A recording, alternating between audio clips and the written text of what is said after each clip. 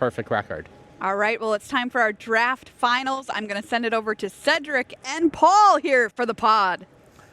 Thank you so much, Maria. Cedric Phillips, Paul Chion. We're getting ready for the final round of our draft portion for today. We watched Nathan draft, as Monty did mention, the red-white deck that we both kind of like. We don't love. It's okay. It's okay. The other deck, though, whoo, boy, I'm going to fan you down. Oh, yeah. All those blue-black cards over there that I know you like. I mean, he's got everything that you want. He's got the triple Torment of Golem. He's got all kinds of action, bombs, removal, and a way to slow down Nathan in those 3 copies of the Easterling Vanguard. So this might be a pretty good matchup here for Tyler Hatchel. Yeah, Tyler Hatchel has a very, very good deck and what looks to be a pretty good matchup. Now, as we have stated many times when we watched Nathan play and when we watched him draft, if he's able to get a little bit ahead, those reprieves are going to be really good. I think that's going to be exemplified quite a bit here if he's able to do that, because a lot of what Tyler's trying to catch up with, they're pretty expensive cards. Yeah. Right? So if you can go 1-drop, 2-drop, or 2-drop, 3-drop, and then reprieve, I think Nathan could be in pretty good shape, but the longer the games go here,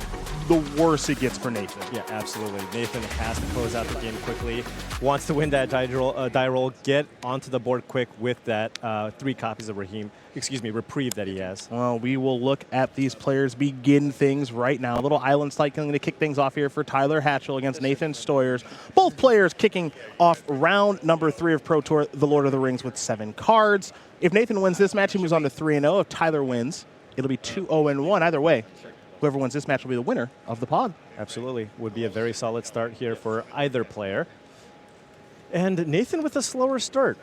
With taking a look at this hand, and no 3-drops and no 2-drops, just that reprieve. Yeah, not a ton going on to start things off with Nathan. Again, I'm looking for him to get off to a very quick start. Tyler, I think, wants to play a much longer game where his card quality can really take over the game. You can see a pretty good hand here for Tyler. Yeah. And we saw in the last round, Nathan able to break up kind of one of the better rares in the set, Horn of Gondor, because his opponent just didn't have any other humans in his deck. Yep. But Tyler's deck is much better suited. It has something like 5-6 humans, so that even if Nathan happens to have a removal spell for the token from the Horn, Tyler can still drop more creatures to take over the game, because Horn of Gondor, incredible, incredible card. Lost my fair share of matches against that card. An Easterling Vanguard is the turn 2 play there from Tyler. A swamp and attack here for turn number 3 as we head back over to Nathan. We'll see if Nathan can actually get something deployed onto the battlefield. Nothing to reprieve, so we'll simply just play a mountain and pass the turn back. This is not what the Boros deck is supposed to be doing, Paul. No, it is not. A ton of 4-drops here in Nathan's hand, and Tyler knows about the 3 reprieves in Nathan's hand, so he could play, given the fact that he's the one who's got a permanent on the battlefield, he could perhaps play it a little bit slow. And here is a Torment that will get reprieved, so Nathan will send that back for now, drawing a copy of Shadowfax. We'll untap those 2 lands, and for Nathan's 4th turn, we'll simply draw a card to begin things and see if we can actually get something deployed onto the battlefield here, though it's got to be a little bit painful knowing that perhaps a Torment will be played again the next turn, and the Shadowfax would be headed to the graveyard. So you kind of want to play the best 4-drop that you have here, because Tyler likely will be able to take the other one, although Tyler likely going to be taking that Shadowfax out of Nathan's hand. Well, I'll ask you an interesting question right now as Nathan thinks through this turn. Mary is an option this turn. You don't have to play a 4-mana spell. You could play a 2-mana spell and try to bluff another reprieve. We're open deck list after all. That is true. That is true. Now, taking a look at Tyler's hand, if he doesn't have any other options, he's probably still priced into just playing the Torment still. Sure. But yeah, we will see. Nathan giving this turn a long look. Looks like going to be tapping 4 mana. So it'll be one of these 4-mana spells. Not the fancy play, a more simplistic one here for Nathan. I'll get the ring. I'm going to pass after that, though. And it'll be the 4-3, a little bit attempting to be done and passing the turn back over to Tyler. Now, will Tyler play the Torment of Golem again is the question. Yeah, I mean, the coast is clear here. I think you want to add to the board here, so this just kind of does both. And a lot of action here for Nathan. Yeah, Nathan working with a pretty good hand. We mentioned Mary. Shadowfax was touched, not discarded just yet, but I have a feeling that might be headed to the graveyard here in just a moment. Yeah, Shadowfax would put a lot of power onto the battlefield on the next turn. The other card I think to consider would be the Foray of Orcs, because Nathan can play that next turn, get the 2-2 off the battlefield, and get in a pretty decent attack. Tyler going to write down those cards, take a long look at those cards before making a decision.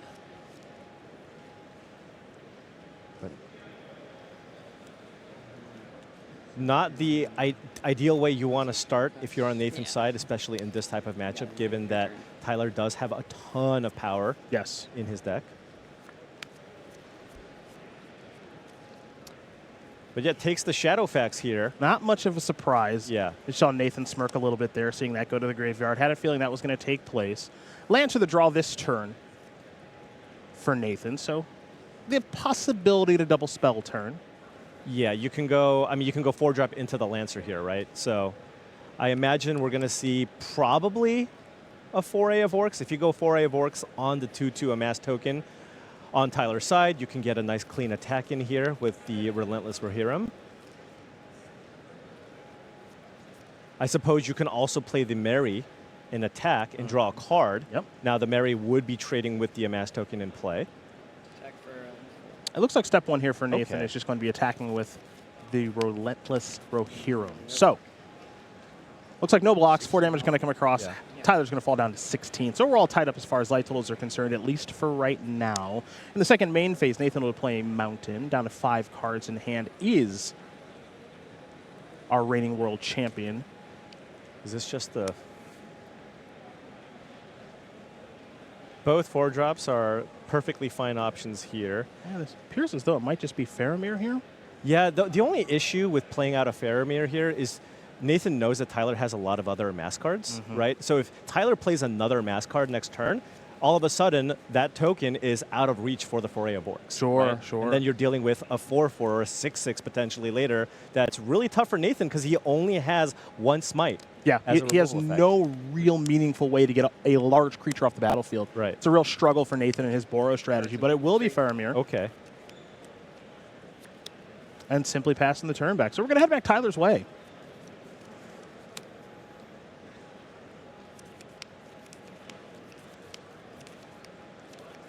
Wow, look at Tyler's hand. Yeah, so Tyler, as we mentioned, look, no shortage of powerful cards. Right. You've taken a look at the deck list at the top from our wonderful folks at our news desk, and you can see the hand on the left-hand side of the screen. The Mouth of Sauron, Nasty End, Claim the Precious, Double Isolation. It's a very good deck, and it's very powerful cards. The question, of course, is if he's able to convert those resources. If he's able to cast all of those spells, I think winning is elementary. Absolutely. It's just a matter of if he's going to be able to do that all in time. Yeah. Anything going to try to make that pretty difficult, though. As here is Foray of Orcs. Target Orc Army. Deal 2. Can I get an Orc Army, please? So an interesting thing that Tyler could choose to do here is cast Nasty End on the Easterling Vanguard. That allows you to amass 1 and turn it into a 3/3, right? Mary. Which would play around that. Yep. Move to combat. But Tyler just choosing to keep up his options with the mana. Trigger. It'll be Mary. It'll be a trigger. It's a big, big attack. This here. is. Yep. And this is effectively Nathan all in here at this point. Mountain in the hand, mystery card drawn. It's not a bad mystery card, though. In Yeah. Erkenbrand. Oh, We'll yeah. see that one next The turn Ring of most Infinite likely, but Ones, for this now, is with the ability that I'm using. Yeah, Oh, so right. Okay. the, Thank you. likely here you're going to see Tyler block the Mary here, get that off the Blocks? battlefield. Yeah. That's a card advantage engine. Probably going to be using Isolation. the Isolation at Orthanc on another creature that's in Second play. from top. Yep. Second from top. And taking And 5, I take 5. You take 5 down to 11. doing his best to stabilize the board and just survive long enough here. If Tyler can find land number 5, Mouth of Sauron would go a long way to helping him stabilize. yes, it would, Paul, as Tyler will draw a card. Again, Tyler's hand is still good, and it looks like Island wants the draw step. So that's land number 5. That's mana source number 5. That could lead to Mouth of Sauron number 1, which brings a nice little friend along with it. Absolutely. And there is the Mouth of All Sauron. right. Target myself. What are we targeting? Well, it's going to target himself, so let's mill 3 and hit then the do some spells. amassing. 4. 4. Oh, 5/5. Yep. Yep. 5/5 on the battlefield. It's really, really tough here for Nathan to deal with. A very important draw step here for Nathan, who picked up a Mountain to go alongside another Mountain and that Erkenbrand. Yeah, and it looks like, given what's in Nathan's hand, I think Tyler has stabilized here. Has stabilized here. So the Mouth of Sauron, with its sizing, can go in front of the Relentless Rohirrim, and the 5/5 just brick walls everything else. Yes, it does. And this is the real concern for Nathan's deck. Nathan's deck plays very well went out ahead. Nathan was not able to get far enough ahead in this particular game. And this is going to be the real struggle here because, as we know, Nathan's deck really struggles with getting rid of just one large creature due to the lack of removal. And we'll harp on that point because this is going to be the kind of game now where Nathan's going to have to try to go a little wider. Can't really go tall at this point. Just needs to try to go wide around these couple of creatures. But there could be more on the way here for Tyler Hatchel. But given what Tyler has, Nathan needs to string together many good draws in a row. Oh, you've mentioned the other problem, is that Tyler has good cards in hand. Yeah. That's yes. very important to winning matches at Magic, as I found out. A very astute observation. Oh, yeah. Well, that's why I'm here. That's right. It'll be Eckenbrand, Lord of Westfold. And now Nathan trying to figure out what the best attacks could possibly be. Yeah, so with the Erkenbrand in play, that's +1/+0 to the entire team. This is an attack for 2. Tyler could double block here, but does not want Nathan to tempt here. Or is he? No, he's blocking. We see the reach in. Okay, yep. So there's the blocking. But more importantly here for Nathan, if you're rooting for him, it's the tempting that does matter. Right. The ring is going to tempt the Amass token. So the Amass token can now get in there underneath the 2 creatures that Tyler has in play. But this isn't particularly concerning right now if you are Tyler, given the contents of Tyler's hand. Exactly. You know you've got that problem solved in a multitude of ways. Yeah, you've got the Claim the Precious if you really need. You have the Isolation as well. Soothing of Smeagol does not deal with tokens. But multiple answers to the 2/2 in play, and Tyler is also at a pretty healthy 11 life here. Yeah, so has done a nice job of preserving the life total, built a nice little battlefield on his side of things, has Hatchel. And now, again, it's just about converting these resources, casting these cards. You don't want to end these cards. You don't want to end the game, with these cards in hand. That's actually what Nathan wants to have happen, is you didn't have time to cast all of these cards, because if you do, winning is going to be very easy, and now you're starting to see Tyler convert these resources. There's a claim. There's your first tempting of the ring. And Hatchel's starting to, Paul, run away with this one, it feels like. I think this might be the turn. Well, you might see Tyler attack. Yeah. Right? This could be the turn here. Get in for potentially 5. Still keep the 3/4 back to trade with the Lancer. Excuse me, the Relentless Rohirrim. Oh, attack. Oh, wow. Both. Get in there. Giddy up, let's go. Wow. This is a 2-turn clock. It is. Yeah. So you're going to see Nathan make a block here. There's a trade. Right. But, we're talking about 5 damage versus 2 damage. Indeed. And Tyler does have a Soothing here as well.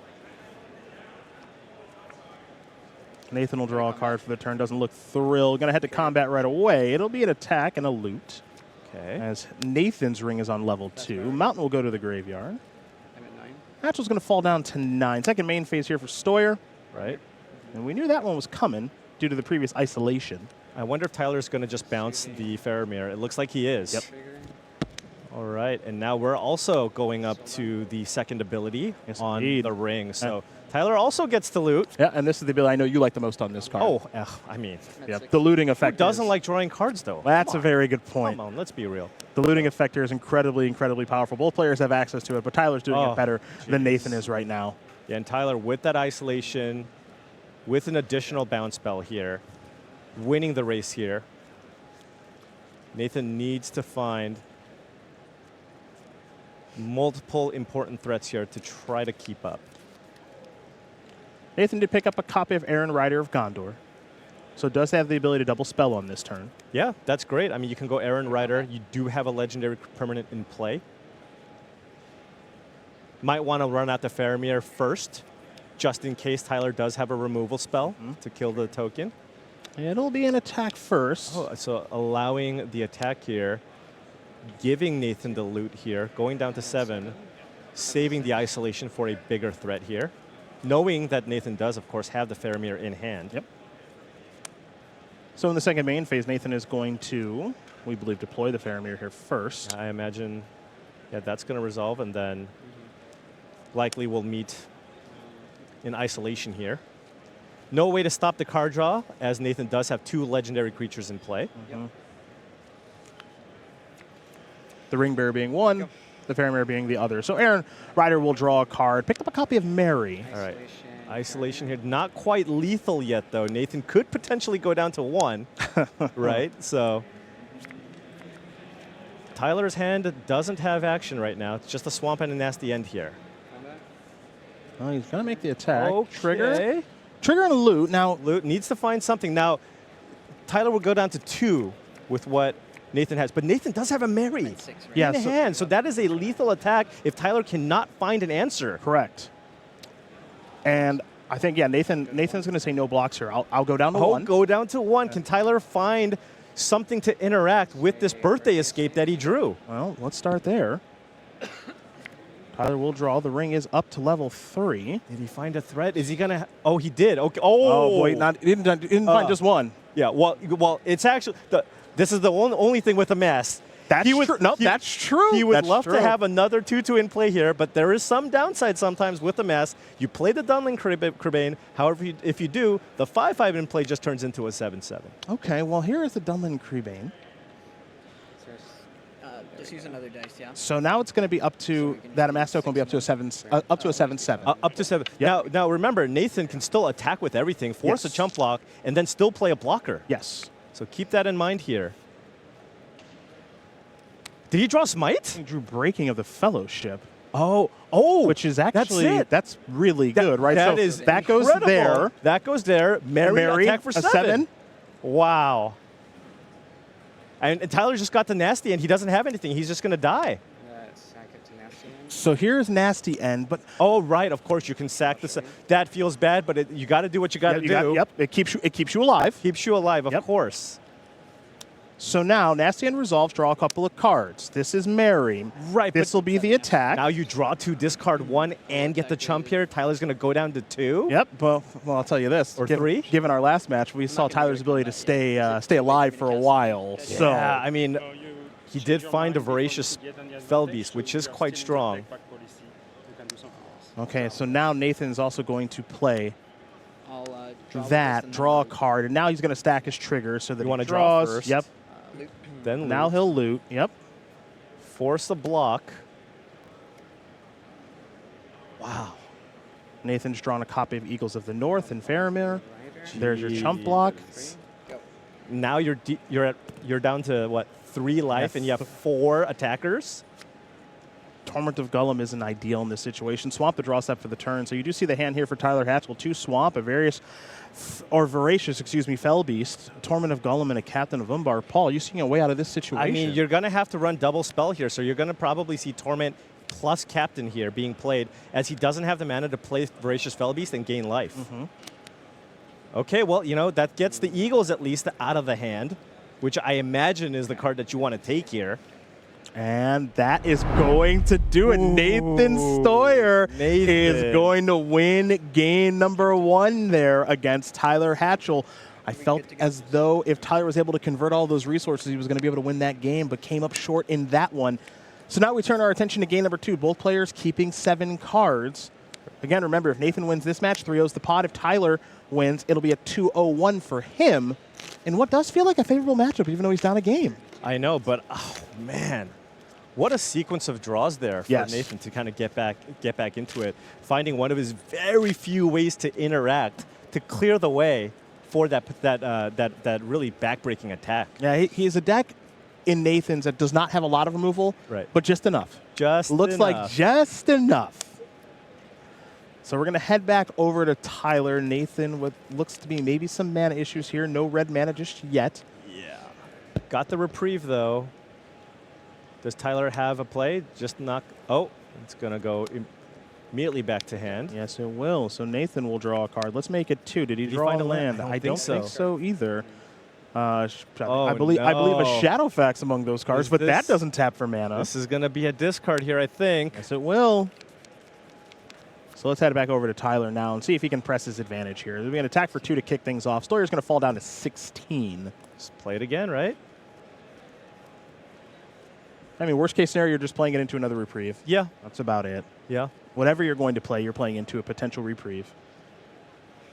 I mean, you ran it into the first one. I'm not sure how much, there's a less likelihood for it to happen again, but at the same time, he kind of doesn't want Nathan to draw lands, but I think you just have to run it out here. And that's exactly, all right. That's exactly what Tyler will do with that Captain of Umbar. So it is Lands? on the battlefield. No land. Nathan will discard. So we're going to head back over to Tyler once again. This might be a quick one here. Combat. 12. In for 4. Steuer will fall down to 12. Oh. You see the horn? Horn of Gondor Yep. with 3 humans in play.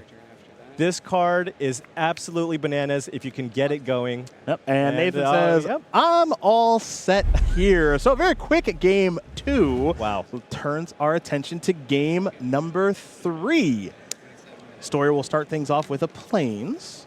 Looks like Really? still I've been having lacking. trouble finding mountains. Well, this is the thing about 2-color decks in Limited. Sometimes your mana, just even if you're 8/8, which I believe Nathan is, sometimes it just doesn't shake out the way you want it to. Absolutely.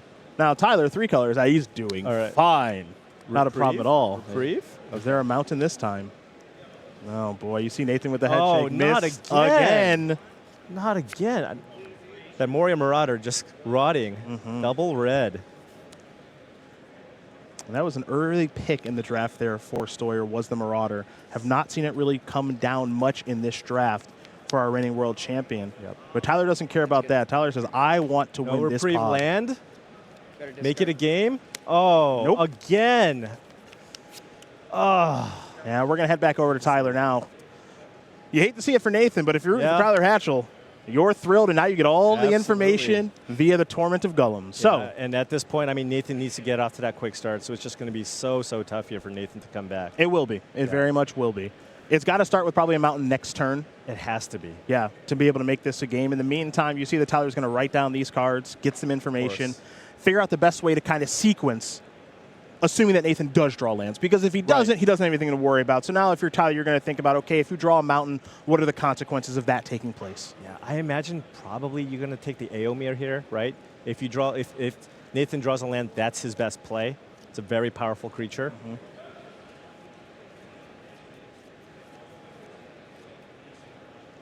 But this is what's interesting about this is this is a crucial decision here for Tyler because it's going to lay the foundation for the rest of the game. Right. Right. You know exactly what your opponent can do, so you want to figure out exactly what you can stop them from doing, and then play around on the following turns, assuming lands start rolling off of the deck. Right, because if he doesn't, of course, he just has a locked-up. That's right. So there's the mountain. There is the mountain. Nathan going to have to try to make a game out of this. Do some farming. Okay.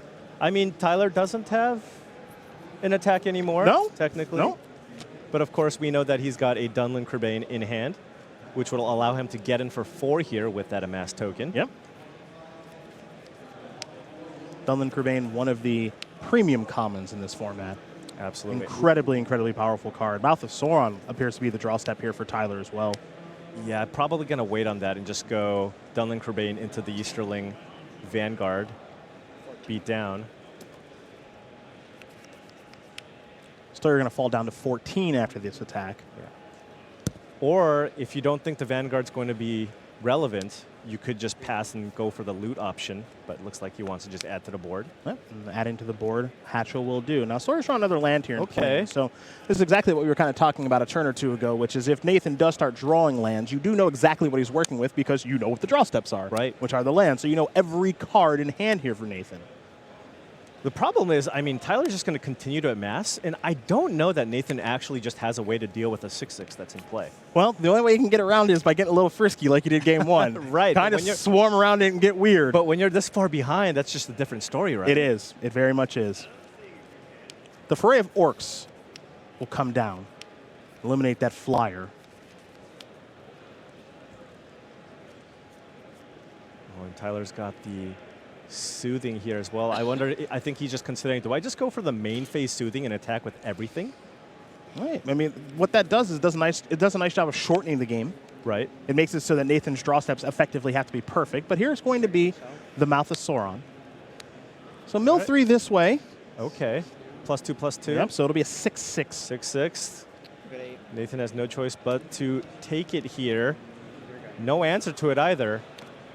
Yeah, again, this is the weakness of Nathan's deck, is doesn't really have a great way to beat a large creature. So Nathan's just going to deploy a Faramir and just pass the turn back. And Nathan's way out of a situation like this, and it pains me to say this is something that resembles like a double, triple, quadruple block.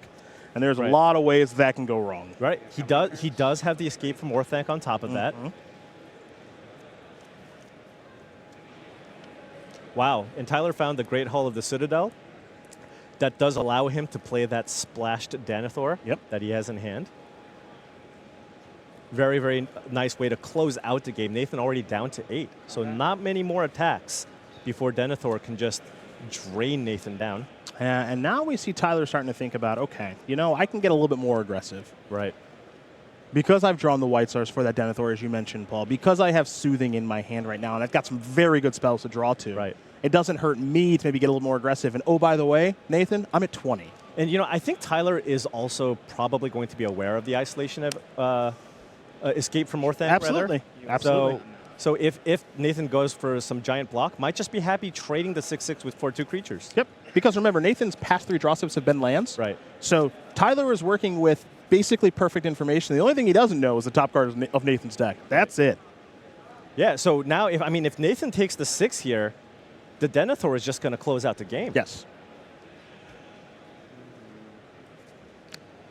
Oh, Tyler going for... It's like it might be Smo's thinking about casting I don't think you Soothing need of to- Smeagol. Yeah, I don't think you necessarily need to go for the Soothing here. I'm not sure what it would accomplish, even if you bounce the 3/3. Passing priority. Yeah. Yeah. Okay, he thought about it, he stopped himself. Right. You know, in situations like this, Paul, I always say, when you're playing against the world champ, easier said than done. Right. You might start to second guess yourself a little bit. Exactly. You know, you have the opportunity to win the pod and beating the world champion to do it. But he did a nice job of slowing himself down there. Right. Yeah, and this is just going to be way too much. Nathan going down to 2. Denethor going to hit play. Tyler simply just needs to untap, sacrifice 2 creatures, and that should be the game. Yep, and Nathan, you see the smile on his face. It's not one that he Yeah. likes to have to give, and he will extend the hand. Tyler Hatchel going to win this game and match here over Nathan Steuer to go 2-0-1 in the pod, which normally isn't the record we say that wins the pod, but it does today here at this Pro Tour in Barcelona. Very impressive win. Yeah, no, absolutely. Of course, you know, Nathan, he's going to look back at you know, those games and go, well, I mean, I think when you have 2 planes with the reprieve, you just have to keep it. Oh, yeah. And you're just super likely to find the land. He just wasn't able to. Yeah. And that, of course, just happens. Yeah, right? that's all part of it. That's all part of the game. I think there's going to be a lot of people who might watch and be like, of course, he should have mulliganed. It's like, no, that's an absolute keep. And, you know, given that you're going to have 3 to 4 draw steps to find that land, it's super likely. You just have to keep those. If you mulligan those, you're just giving up a lot of percentage points. And you and I felt that after watching Nathan's draft. We felt the 2-1 was very much in range. Of Yeah. course, we know a player of his caliber would love to walk out of there with a 3-0, but I think a 2-1 is a success for him. And for Tyler, a 2-0-1 is absolutely a success. So congratulations to both players as we prepare to watch some more magic here from Barcelona in just a bit. We're going to take a short break. When we come back, yes, more limited. I'm thrilled for that. We'll see you very soon.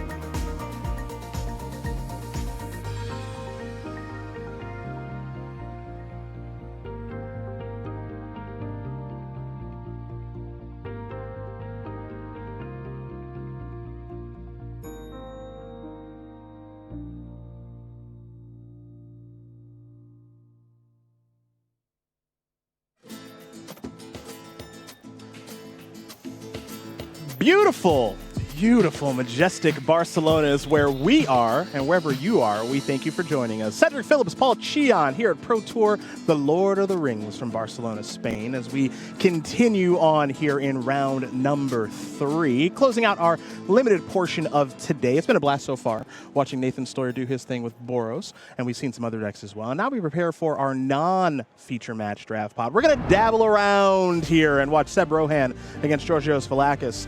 Seb has a very interesting deck, I would say, Paul. A lot of, how do we say, flavor in this deck.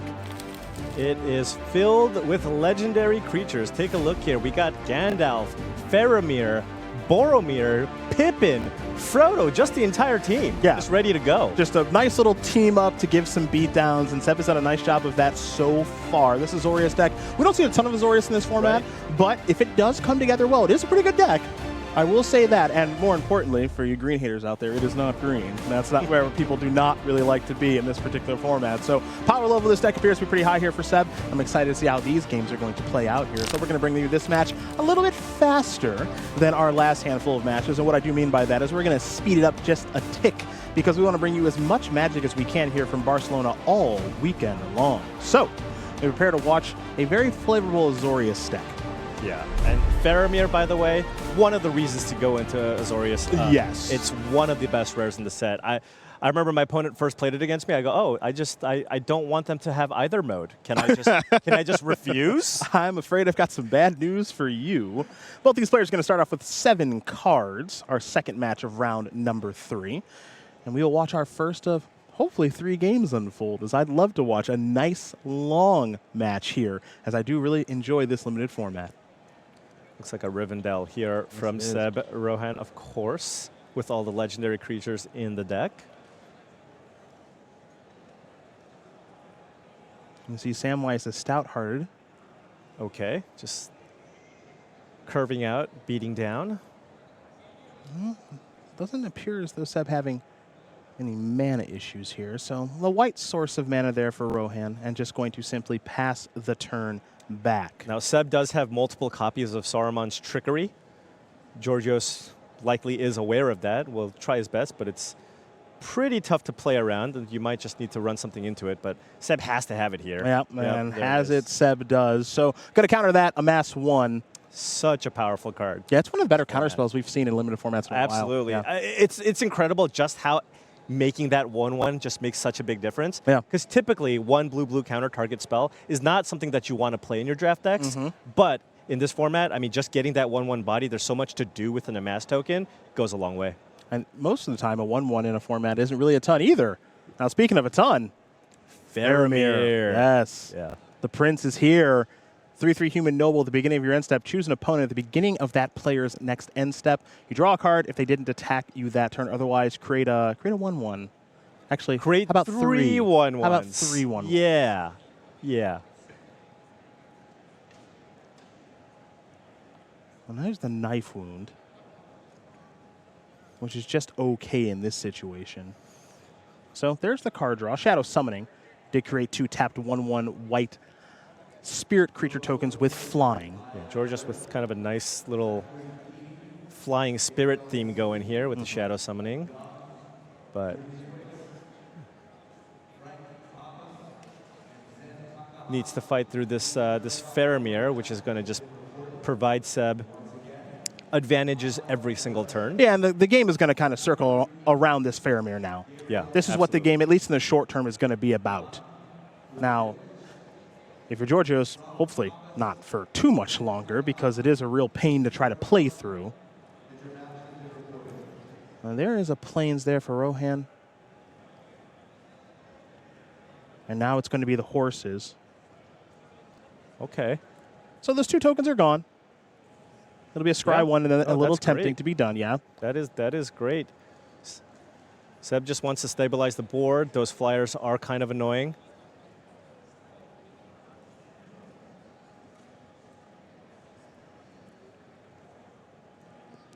And now it's a situation where Georgios kind of, if he doesn't attack, all of a sudden Seb just gets an entire army here. Yeah. in turn. It's like, Yep. But if he attacks, he just loses his creature. Yes. So really, really tough spot here. Very, very difficult card to beat. So it'll be a card that drawing is cards. drawn. Yeah. Yeah. And yeah, it's going to be tough for Georgios to beat through just all the cards that Seb's going to be ahead on here. And there's now the Soothing of Smeagol. So Yeah. return that back. That or we'll go to the graveyard. And then the ring is doing some tempting now. So up to the ideal level 2 on the ring. Right. Some looting going on here Yep. now. Yes, indeed. So that amass token will attack. Looks like there is at least one land to discard. So away goes a Plains. Then is it just time to replay the Faramir? There are worse things to do there, partner. There are worse things to do. Yeah, so Faramir is There you back on the go. battlefield. Back in play. The game continues to center around this very powerful, legendary human noble. Georgios really needs to find a removal spell here. Get this Faramir off the battlefield. Okay, that is something. Lost Legend here, putting it 4th from the top, so not going to be seeing it for a while. We've got a lot of temporary answers to a real problem. Yeah. That's what we've got right now if you're Georgios. I'll worry about that one later. Yep, it might be Yeah. coming back sooner than you think, but in the meantime, the problem is at least temporarily solved. Now, the looting means you'll get back to that Faramir a little bit faster than I think Georgios would prefer, but again, it is a temporary solution. Right, It is lost to legend. And there's also Greyhaven's Navigator that Seb found, which allows him to scry things to the bottom to make sure that he can find that Faramir in a timely manner.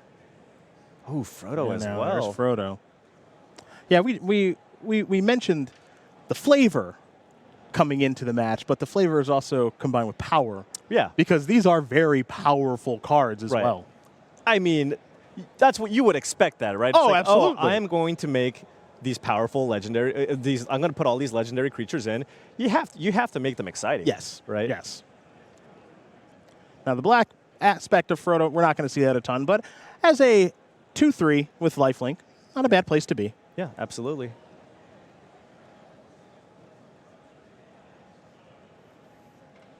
And now for Volakis, has been in a rock and a hard place for some time now. Here we go, Scry. Yep. Those aren't Faramir. Wow.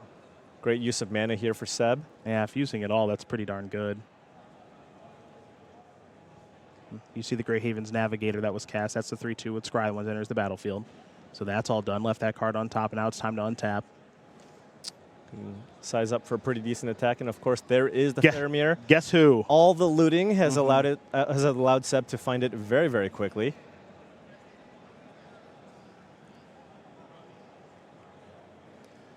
Step 1 is the attack. Yep. Yep. So this attack, of course, the Ring Bearer is going to be leading to the looting that is taking place here for Seb Rohan, who is 2-0 with this deck, mind you. Not surprising. No, This deck is very powerful. It does seem quite good. Yeah. For an Azorius deck, if you could draw one up, this is what it looks like. This is the one. This is it. Now there is Faramir It's once back. again. Oh, jeez. Took Reaper as well. Now, Okay. Get a creature back. okay. Tempt. Yep, tempt up to level 2. Not the most exciting return. Oh, and just passing. Boy. What do you have? Right? It's like, what do you have? You just got back a creature, right? I'm thinking the same thing. Oh, it was a flash creature, of course. Okay. Well, I hope it's better than that. I think it was just Samwise. It was Samwise, Right, yes. right, I'm for Is that Georgios. it, though? Yeah, for That's Georgios' like sake, I'm that's the hoping. big finish? Yeah, I'm hoping there's something better than Samwise. Yeah, Otherwise, right. this is going to be a bad time. Yeah, no real sweeper here. Nope. So there's a delayed sweeper, but I don't think that's going to be timely enough here for Georgios. And it is worth noting, of course, as you're going to see Seb continue to play more threats here. Protector of Gondor is going to be joined alongside a 1/1 token that it creates. I'm going to guess that Georgios does not have a sweeper because, Yeah. wouldn't keep playing all this stuff, and we're in an open deckless Did we tournament. even see the scoop there? I think they were just like, you know what? We don't need to see any more. Yeah, of well, this there's one. I think you can all guess what happened. Yeah, we have Seb up All right. up a game here. Okay. As Georgios is going to be on the play here for game number 2. Both players will keep their 7 cards hands. And there you saw not only the power level of Seb's deck, but just there's a lot of cohesion as well. Yeah. This looks like, again, looks to be a pretty good Azorius deck as you're going to see the Birthday Escape. The ring is going to go up to level 1. And now an island and simply passing the turn back. Nothing for Volakis yet. What did he keep? I mean, there must be some removal there or something. It's pretty tough to keep a hand with just nothing to do in the first 3 turns. Wow. Was there a mulligan, perhaps? No, they both kept 7. Oh, okay. They both kept 7. Interesting. All right, Mirkwood Bats. One of the cards that, at least for me, has kind of underperformed relative to, you read it, you're like, oh, 4-man, 2/3, it's got an ability, maybe it's going to be great. You really need to go kind of hard on the token strategy to really get enough value out of that card, because just the sizing, just not ideal. From one card that's underperformed to, I think, a card that is generally overperformed in Protector of Gondor. That one that it makes alongside the ring is very, very 2/3 versus 4/4, right? I mean, so much more stats. Yep. Well, okay. I sure hope Georgios can somehow make lots of tokens. I mean, we did see the summoning, right? We did. If you can follow that up next turn. Now, don't forget here as well, though Seb did win the last game in very impressive fashion, both of these players are 2-0. They're playing for the pod, which implies that Georgios does have good cards in his deck. We didn't see any of them in the first game. We're starting to see some of them in the second game as a Bewitching Leechcraft has been played on one of those bats. Ooh, and is he representing a Saruman's Trickery? No. Okay. Looks like Pippin has entered the battlefield. A 2-mana 2/2 with Vigilance Ward 1. Yeah, and if you have a removal spell, you have to target and get rid of the Pippin first. Going to be a little more expensive to do so, too. So we turn our attention back to Volakis. Is there any token generation, as Paul mentioned? Not yet. Just a Mortal Knife Wound here. Or excuse me, Morgul Knife Wound. Mm-hmm. So just kind of an annoying aura, right? It's like, do I just want to take 2 every single turn for this effect? Given that Seb is reasonably ahead. Although, wow, Denethor here from Georgios. Best card that Georgios has played. Absolutely. By far. Especially given the fact that you can start generating tokens. Yes. And every time you do, you get to drain your opponent for 2. Yes. With the double Mirkwood Bats that are in play. So this is kind of what you were looking for. Yeah. Where's the token generation? What's really going on in this deck? Well, now we're all getting an idea. As the 2 bats, the Denethor, haven't seen much removal here from Georgios, but this game is looking a little bit more favorable. Right.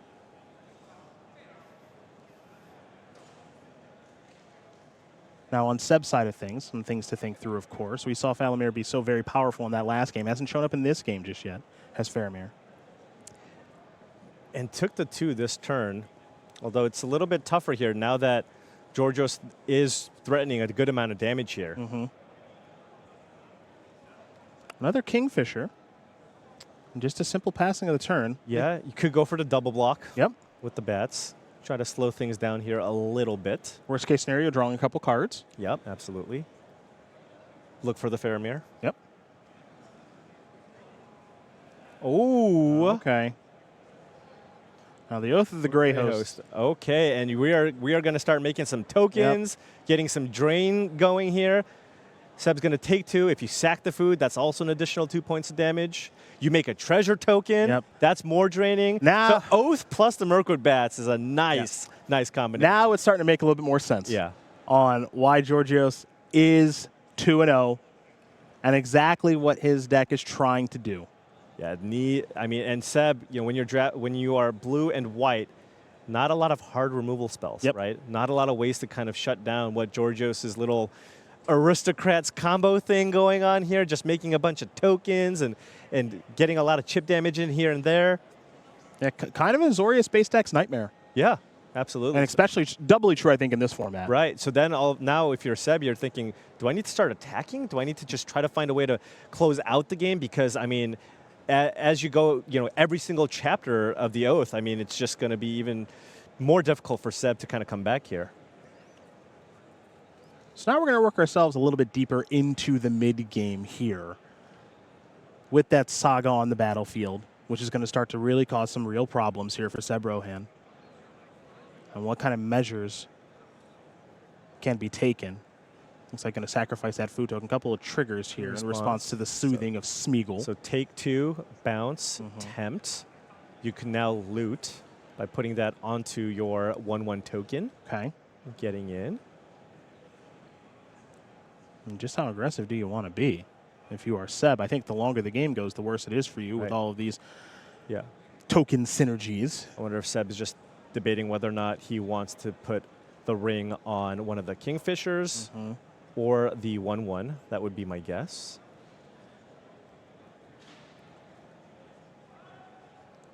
Huh. I'd be surprised. I'd be surprised if it's the Protector of Gondor. Yeah, because that's just a clean block for Georgios with the 2/4 that's in play, unless he has another tempt effect. Huh. Okay. Well. Okay. There's the attack. There's a loot from the ring, discarding a plains.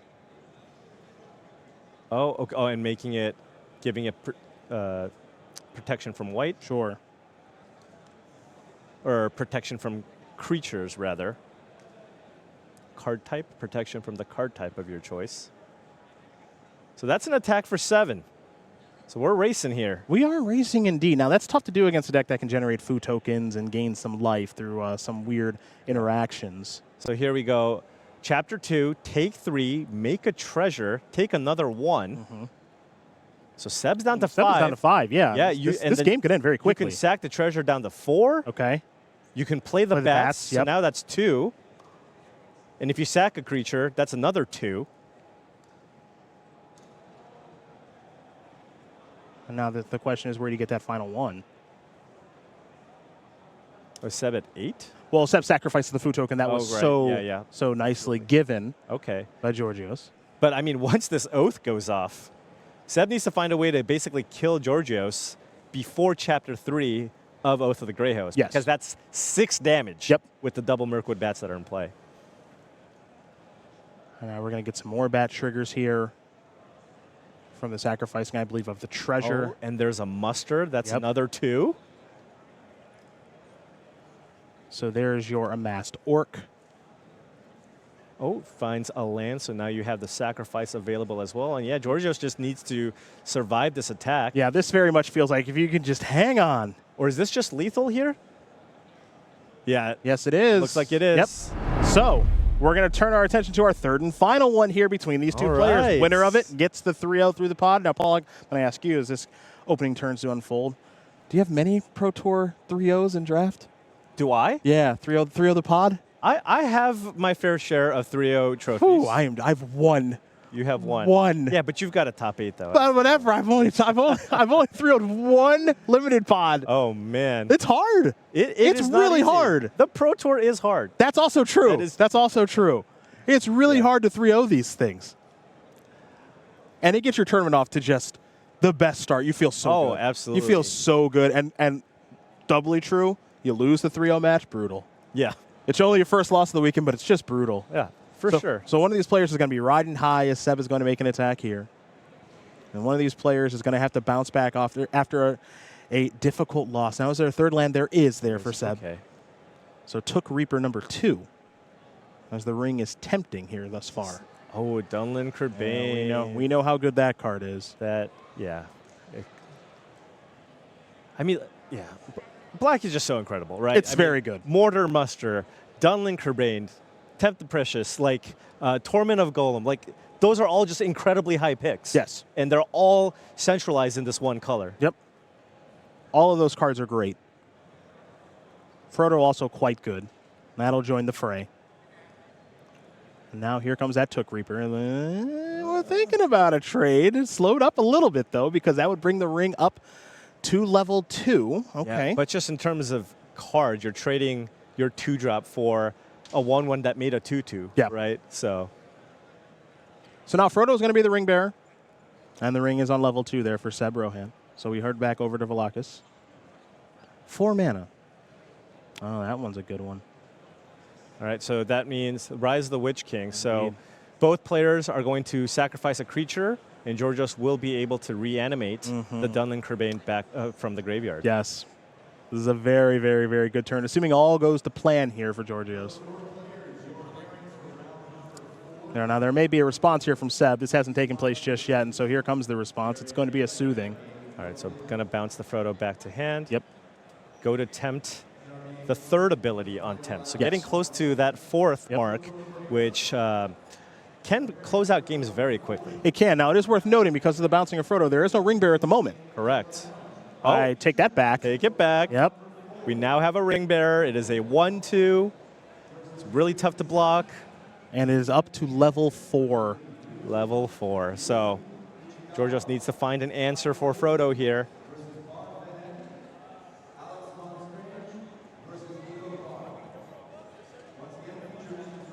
Well, there's a second swamp. Oh, lost legend. There is an answer. Now, as we mentioned in game number 1, it's a temporary one, but when you're facing down level 4 of the ring, a temporary answer might be all that you need. I mean, the key was just getting the ring bearer off the battlefield. Yes, so. absolutely.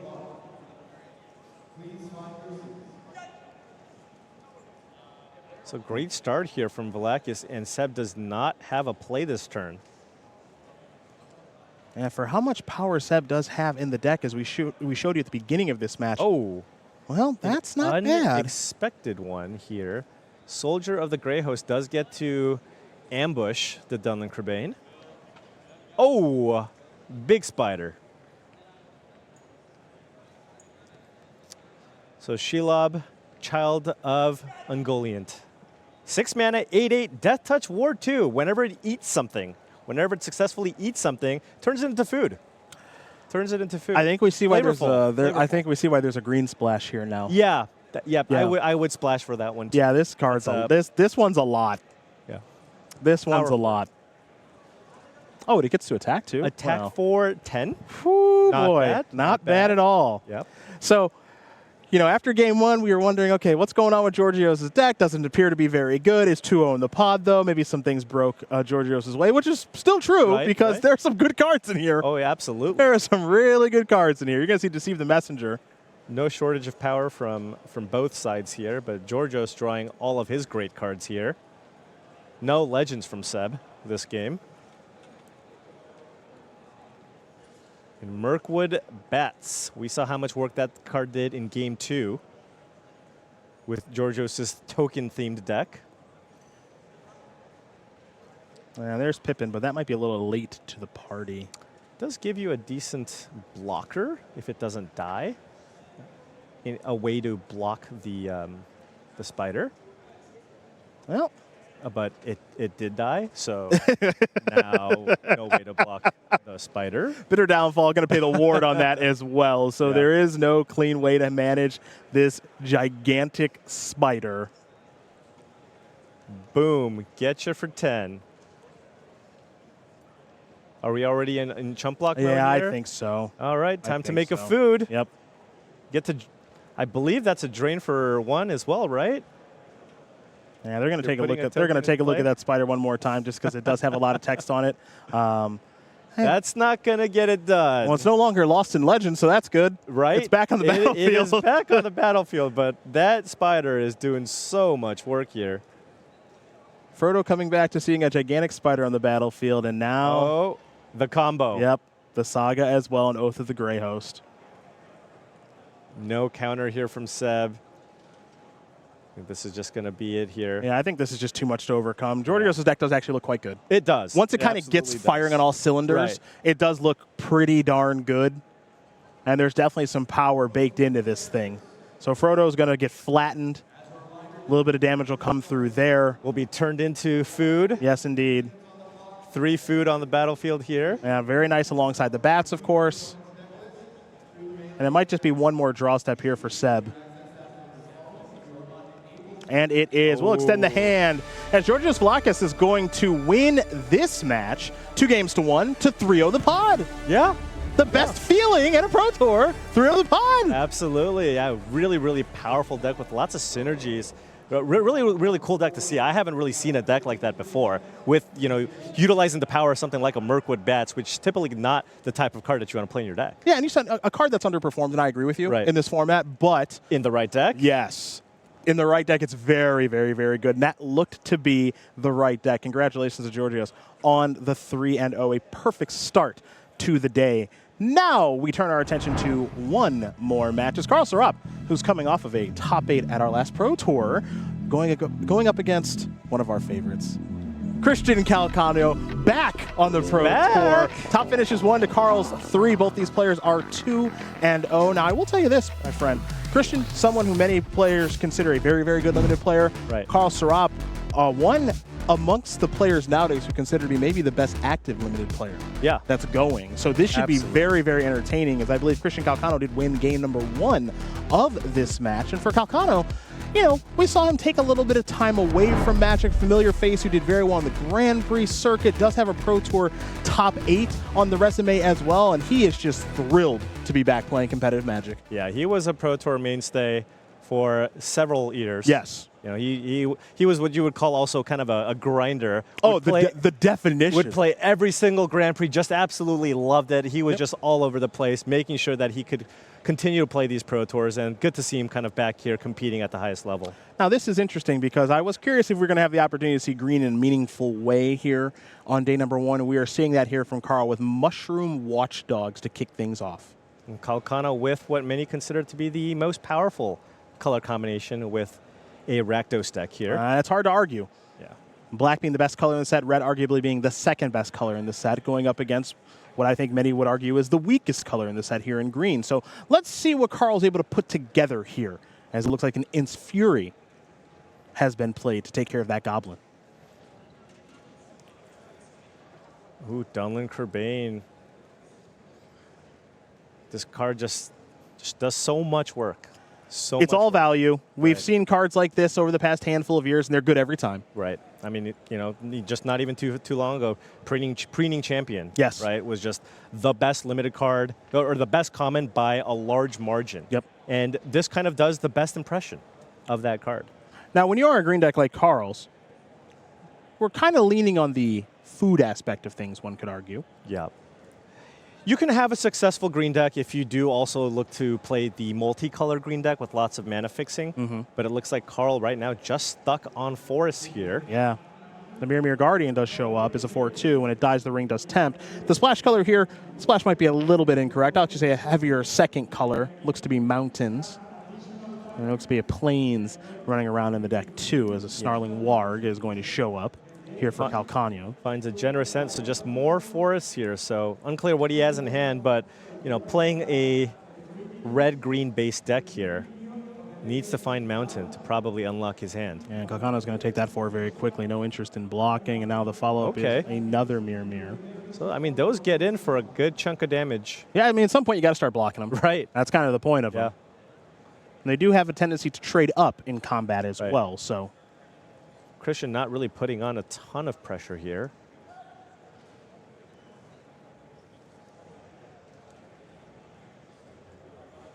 Okay, the book. Yep, not a bad place to be. Do a little bit of amassing of 1, soon to be 2. So now the Warg can get in for 4. Yes, indeed. And then by attacking with just the Warg, you're representing a potential double block here on one of the mirrors. Karl very quickly tapping mana. Lembas. Okay. Looks like a food, more or less is a food. Yeah. And there's a Battlefield Scry 1, then you get to draw a card. Of course, you can pay 2 and tap it, sacrifice Lembas, and gain 3 life. Yeah. Nice little combo there with the Mushroom Watchdogs as well. It is indeed. Who kept has to be a different colored source of mana, right? I would hope. I would hope for Karl. Maybe a parting of many ways, potentially. I see the 1 mana here. And it looks like that is going to be the case. So here is many partings. Here is many partings to get the basic plains out of the deck. Plains, that's interesting. There's a lot of mountains in this deck, but going for the plains here. Yeah, it looks like taking a look at Karl's deck list, which we have access to in front of us. We're seeing 7 forest, 5 mountains, a swamp, a plain. Dawn of a new age. Yeah, we're seeing a couple different colors here. Now, this is a very powerful enchantment here from Karl. So you get a hope counter for each creature you control. Remove a counter at your end step. If you do, draw a card. So, nice source of card advantage. If it's around for long enough. If it is around for long enough. That's the big thing, is will it be able to sit around and do its thing long enough? Because Karl is under some duress here at the moment. We're going to head back over Christian's way. Chapter 2 will mean an amass 2. Yeah, but I think Karl's looking like he's trying to turn it around here. At 15 life, got the creature in play. Christian's also down to 9 here. Yes. Right? So yes. he has to be mindful of his life total. And this is what we said about that Mirror Guardian, which is at some point you got to block that thing. Yeah. 4 powers, no joke. Right. So some blocking is probably going to have to really be thought about on the second one here in just a bit. For now, Calcano is going to think about this turn for a little while. Remember that Chapter 3 of that saga is going to go off soon enough. But there's a card that I know you've cast a ton in the Torment of Golem. Yeah, it's a good one. I like this one. Yes, this one I like. It'll be take your best card, which will be the Death Touch Spider in this instance. Yeah, and Calcano trying to put some pressure on here, getting in for 4. Next turn, potentially 10 damage with Menace. Yes. So you see the life totals here of 11 to 9 as we head back over to Karl Sarap.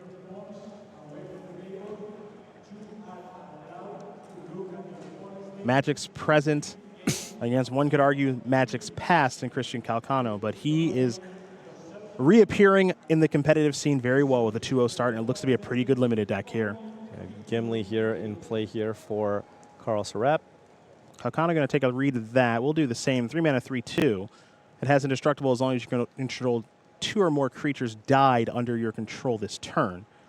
Yeah. Another creature you control dies, put a +1/+1 counter on Gimli. When this ability resolves for the 3rd time this turn, Gimli fights up to 1 target creature you don't control. Yeah, and Karl right there drawing a card and gaining 4 life here. So now, again, sitting at a healthy 15, could afford to take a big hit here from Calcano potentially.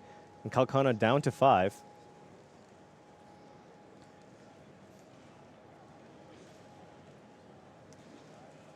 Has the Shire in play, has the Lembas, has the food token. Yeah, it does make you wonder what's going on in Calcano's hand here now. So he is thinking about the turn. You mentioned the Shire. That's the legendary land. Yep. You can tap an untapped creature you control to create a food token. Green does have a way of, I would say, staying alive. Yep, absolutely. Given all the food generation.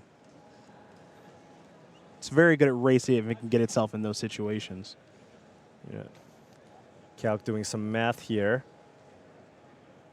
Well, they don't call him the calculator for nothing. So let's see what's going on here. All right, breaking of the Fellowship here, pretty good. It's been impressive. Yeah? Through these 3 rounds. We saw Nathan cast it a couple of times. We see Christian cast it now too. All right, so now you get to get in for a decent attack. This is a potential attack for 10. Oh, there might be more. Oh, and then is this lethal now? So this is a mass 2, going to gain control. Grishnek. Oh no, cannot steal the 4/2 because it is a legendary creature as it has the ring. So it can only steal non-legendary creatures. So this, not the most impressive Grishnek, can only get, it basically just gave the amass token +2/+2. Well, that's not so bad. So it's still an attack here for 7 + 5, 12 damage. Yep. Calcano may have thought he had lethal there, but not the case. So going to sacrifice the Lembas, get shuffled back in, gain some life. Yep. So Karl's going to go back up to 6, but seems to be behind now. Again, we don't have a great idea of what's going on in Karl's hand at this exact moment, but I will tell you this much. This draw step, Paul, going to be pretty important. Yeah. Something like an End's Fury would be fantastic. That would just win Karl the game. Fight the Grishnak and get in for the final points of damage, if he could find one.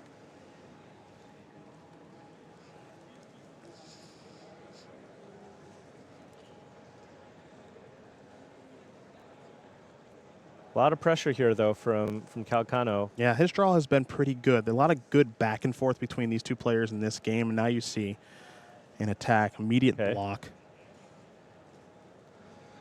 And so now Karl can go up to 9. Oh, he's tapping he tapped fast. very quickly. Yes, he did. What?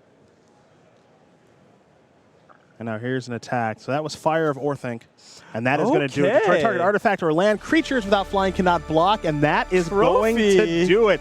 Christian Calcano going to win that game and match there over Karl Sarap. 2-0. Calcano, welcome back to the Pro Tour. Still got it. Never lost it. 3-0. Very impressive return here for Christian. Yeah. One thing I do want to note, at least from the matches that we've seen, right? All the people who got their trophy, who got their, I guess Tyler Hatchel went 2-0-1, all drafting black decks, right? Yeah. Every single time a deck with black ended up getting the trophy here. Just one of the best colors. Really, really impressive showing. Yeah, and again, everybody kind of knew that coming in, Right. but it was one thing that we talked about with everyone at the players meeting is kind of, okay, everybody knows black is really good. What's the backup plan? And everybody's answer was kind of different, but at the end of the day, the swamps ruled supreme. I mean, I have seen different approaches when I talk to different people. Some people just kind of said, going into the draft, I'm just going to assume that one of my colors is black. Yes. And then I'll just draft the other color and figure things out. Yep. Whereas other teams are trying to find other ways to draft the format, maybe go into red-white, maybe try to draft green, because everybody's going to be fighting for black. But right now, so far, at least from what we've seen, it seems like just going black is the way to go. Those other strategies, they yielded some 2-1s, Right. but not enough 3-0s. We're taking a break here from Pro Tour, The Lord of the Rings, from Barcelona, Spain. We do come back, right over to the news desk. It'll be Maria and Mani getting us ready for some modern gameplay. I can't wait.